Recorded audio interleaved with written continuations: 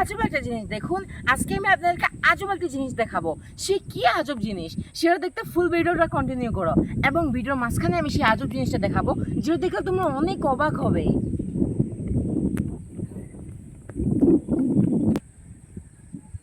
সে আজব জিনিসটা হলো এই যে গাইস, এইটা এই দেখেন কত সুন্দর ফুল। বলতে পারেন এগুলো ফুলও না, এগুলো ফলও না। এটি হলো এমন একটা জিনিস যেটা আমি জীবনে প্রথম দেখছি। এই দেখেন, এটা যদি এইভাবে ধরি, এবার খুলি, তার ভিতরে হাওয়া ভরা।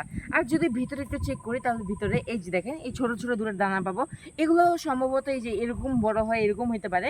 কিন্তু গাইস আমি জীবনে প্রথম দেখছি। আপনারা যদি এটি কোনো নিকনেম জানা থাকে তাহলে অবশ্যই কমেন্ট বক্সে বলে যাবেন। আমি যেহেতু এটা জীবনে প্রথম দেখছি, আমি এটার কোনো নাম জানি না।